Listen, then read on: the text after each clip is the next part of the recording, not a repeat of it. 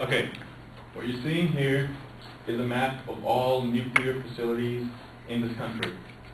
Now, a skilled enough hacker with the right equipment can hack into these places and disable their security systems, and you can trigger a nuclear meltdown which inflicts Chernobyl-like disaster in the surrounding areas. Or, if the sites have missiles in them, you can just, say he's in Sandia, he decides to launch one at LA. Good stuff. That is the threat of cyber warfare, and that's what I'm going to talk to you about today. I'm going to talk to you about how it can harm us, where it's happened, and the different countries who are involved in this new kind of warfare, basically. Now, cyber warfare is essentially electronic in nature. It's conducted by hackers, not soldiers.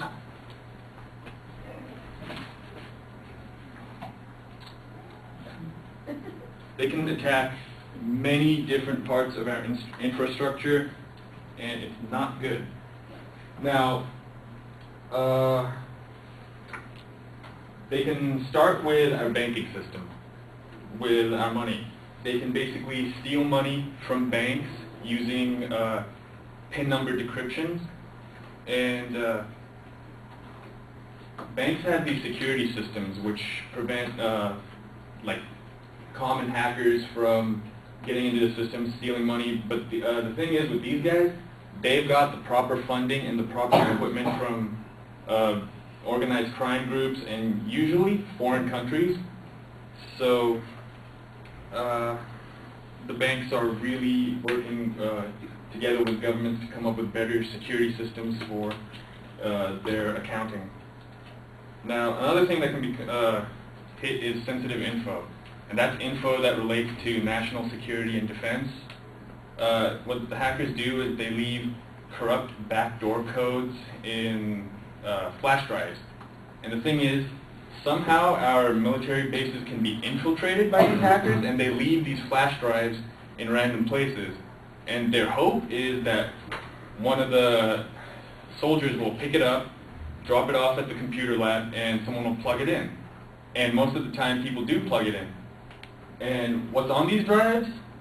Like, on the surface, it's just like a bunch of useless files, but deep within the code, they use it's malignant code, basically, which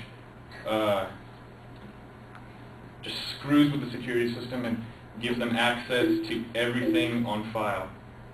So this compromises a lot of our agents overseas. Okay.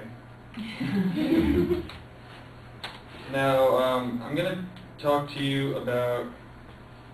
Oh yeah, another thing which you can hit is the power grid, which is terrible because that is the most vulnerable to attack because it's run by private companies, not the government.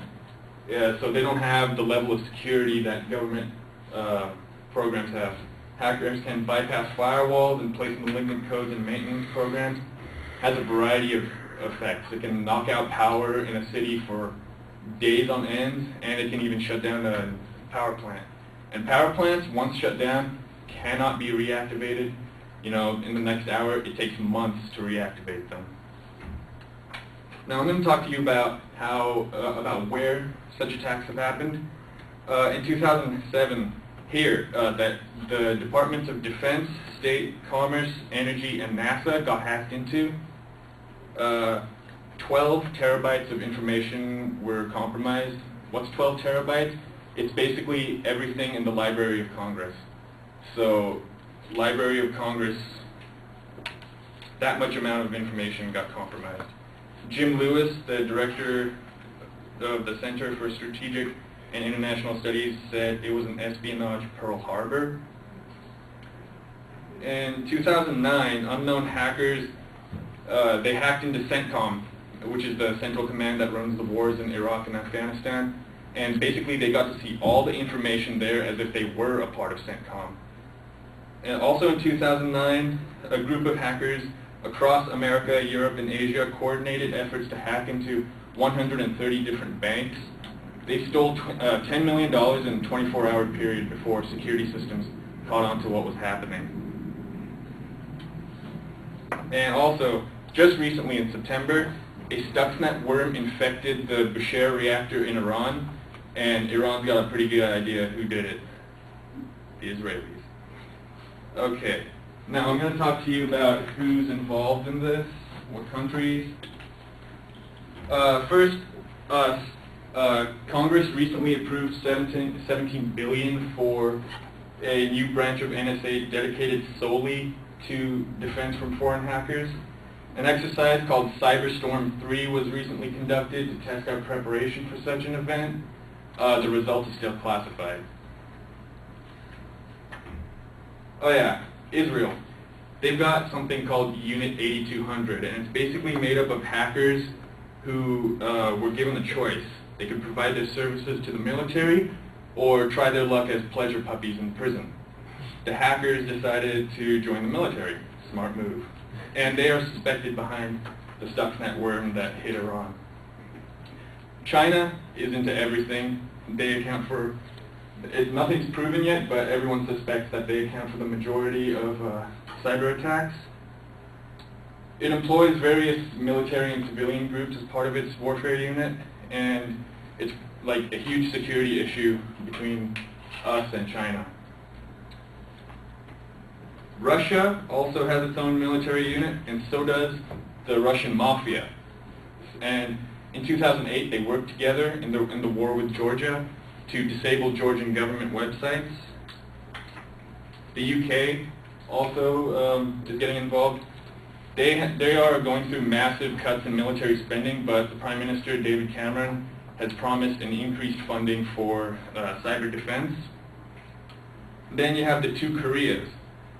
Like usual, South Korea is alleging that North Korea has a technology reconnaissance team, which is most likely true. The North is known to regularly hack into South Korean and American networks to gather info and disrupt communications. And so, in essence, that is the threat of cyber warfare.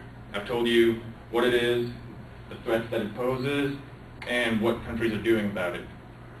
So, with technology playing such an important role in society today, cyber warfare is a beast that is now reality, for better or worse. Thank you very much.